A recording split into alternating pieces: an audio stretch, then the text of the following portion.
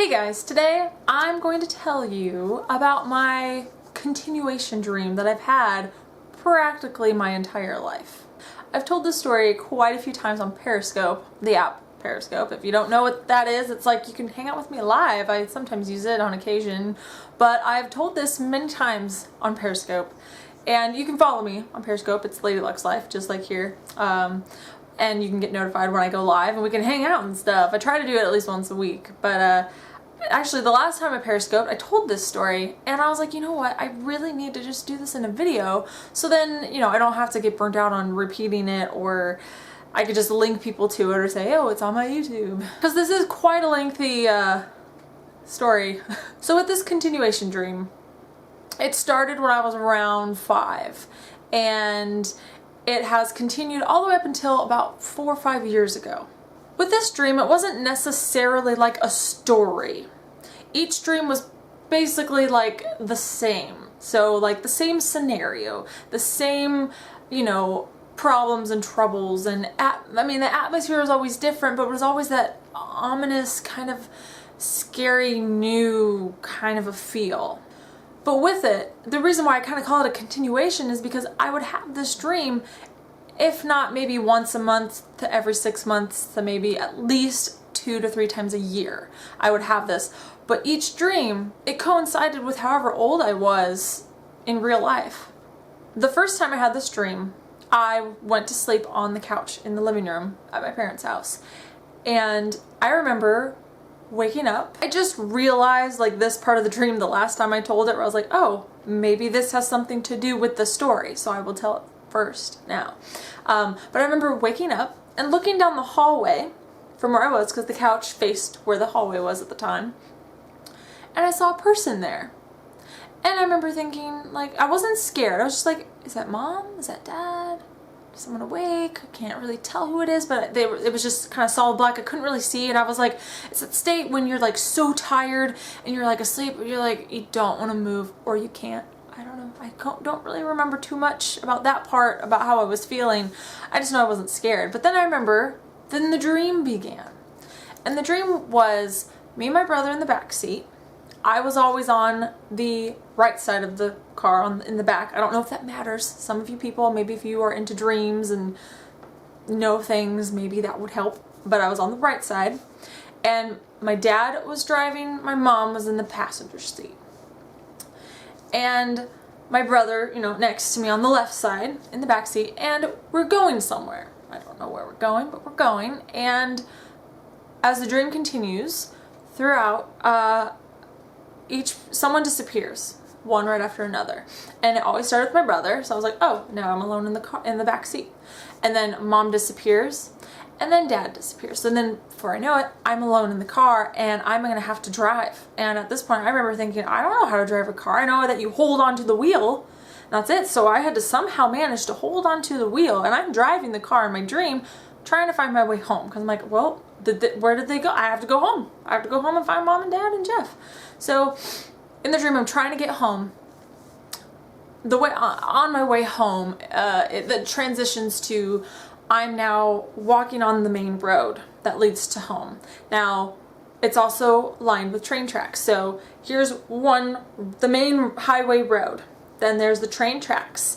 You have to cross the train tracks to get onto this little side road that then leads to home. So I'm now walking along the side of the road near the train tracks. And it's dark. And it's ominous. And I had come up to the point where you can drive over to get to the other side so I can go home. I stop there, and there's these 2 street lamps. And they're shining down. And the light that they're giving off, it's like a yellow-orange. But for some reason, I don't know if it's the tone. I don't know if it's a specific color. I don't know. But that is what's terrifying. That spot and that lighting, that is terrifying. That is the worst part of the entire dream. Not necessarily having to drive and find my way home. That is terrifying. And then I wake up. So as the years go on, in real life, I have this dream often, and if I'm 10 in the dream, and one by one they disappear, but it's always a different location. So I don't remember every single one of the dreams, but I remember you know, maybe one was where there's a bunch of like I don't know, twisty turny highway streets that just go all over the place with all these exits, and I'm having to find my way home. Or maybe it's near a park or by the beach, or we're driving up a side of a mountain and then the family disappears and I have to find my way back down. Sometimes it's been on like a road in the middle of like a lake. Like it's a road that just goes straight through, and I can't, if I turn this way, we're gonna fall in the water, or I'm gonna fall because I'm alone. But basically, each time it's different. It's never the same. Like it's always something different. Might be something similar, but it's a different side of the road, or maybe it's sunset, or maybe it's morning. But the end is always the same. It's always me by myself walking home, you know, along those tracks, and then I end up in that spot underneath those street lamps where you cross over the tracks, and that is terrifying. And I wake up and it's the worst feeling ever. And I dread, it's just the feeling of dread. Like just, oh, and then you just have like a horrible day the next day, and you just pray to the universe that you never have that dream again. And I learned too, over time, in reality, in real life, if I'm in a passenger of a car, if I'm going on a walk, if I'm driving, whatever, at night, and I see a street lamp, and if the lighting is just right, that terror comes in real life, and I'm like, it's real, it exists. And then that night, I'll have that scenario dream every time. What I find interesting too is that, like, when I got into high school, when you kind of start to learn how to drive, well, that's when in my dream, oh, I know how to do this. So I'm actually driving, you know, using the gas pedal, using the brake, you know, I'm actually driving in my dream. Like, I know how to do this. Prior to that, I'm just hoping that if I hold the wheel, you know, I don't know which one's the gas, which one's the brake, and sometimes I would, you know, it's like when you're playing, you know, Mario Kart, and you just kind of are just all over the place. So I would have this dream. I would dread this dream. There was even one of the most recent times I had this dream. I mean, okay. So the last time I can recall having a dream like this, it was when I moved up here. Before that, though, I remember when me and my husband got married, I was driving home at night, and he was with me in the passenger seat, and we're just, you know, I've taken the same way to our new home many, many, many, many times. And I'm taking the turn into the neighborhood, and then there's the street lamp, and I've driven by the street lamp hundreds of times. I've ridden with him driving by the street lamp hundreds of times. This one particular night, I'm driving, I'm about to turn, and I see the light, and I see the color it's giving off, and it's that dread. I get clammy, and I start panicking, and then my husband, he's like, are you okay? What's going on? What's wrong? And I didn't realize, but I had almost come to a complete stop. I slowed the car down. I didn't even know it. I was like, but I didn't want to say, well, the light was scary. Like, that doesn't really make sense. So I had to tell him about my dream and why that light was so terrifying. And it's just like, it's a mystery. Like, he couldn't even explain it. You know, guys like to fix things. He's like, well, I don't really know what's wrong with you. And it's just one of those creepy things that you just can't explain. It's like, I don't know why in my dream it's so scary, but it is. And then we moved up here to Oregon. And all my mom's family's up here, my mom's up here. And I have this dream. There's where our bedroom is. When I look out the window, it's upstairs, and I can see down the street. And there's a couple street lamps back that way. And I remember looking at those, and for some reason that particular night, we had been here for, you know, several months, I was like, that's that lighting. That's so terrifying. And sure enough, that night I had that dream. I don't remember this one in particular, but I just remember there's that dream. Oh man. And I knew it. It's like I called it. I'm like, okay, I just need to not look at the lights. Eventually I told my mom, I was like, here, I've had this reoccurring dream, this continuation dream all my life. And I told her about it, and I told her where, you know, at the tracks, I always end up here in the light. That's the scariest part. And you know what she told me?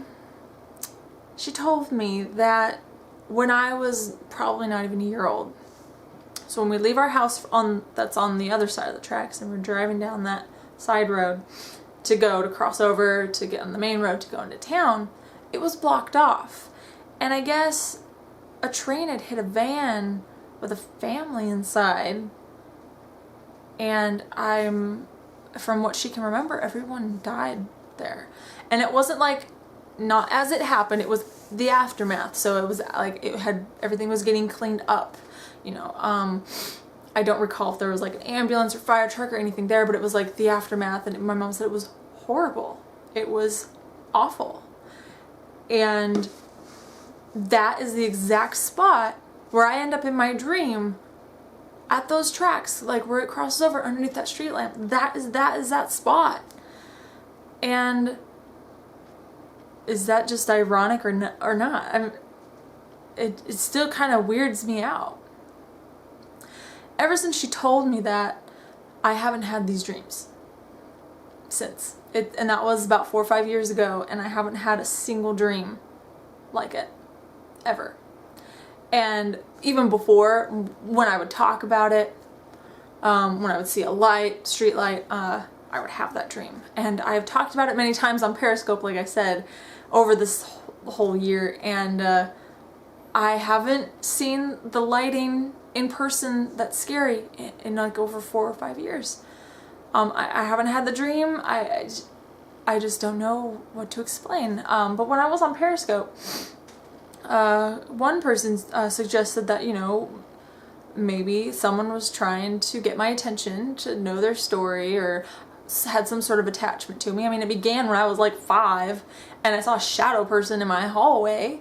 So was that one of the persons? I mean, it could have very well just been my dad. I don't know. But that was the beginning. And just, who would have thought, just knowing the story of what actually happened explained my dream and made it go away. And I'm so happy I don't dream that dream anymore. There was just nothing scarier than that lighting in that spot. I mean, I've had my fair share of nightmares. I've had zombie dreams, I've had apocalyptic dreams, I've had killer dreams, you know, like, just all these dreams, and that was probably the top scariest dream I've ever had. And I had it all the time, my entire life. But, yeah, I want to know what you guys think.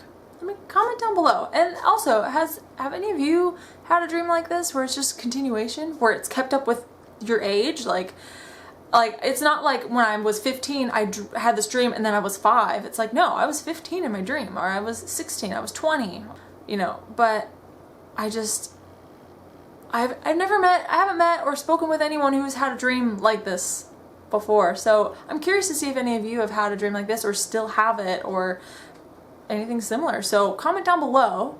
Let's chat about this dream stuff.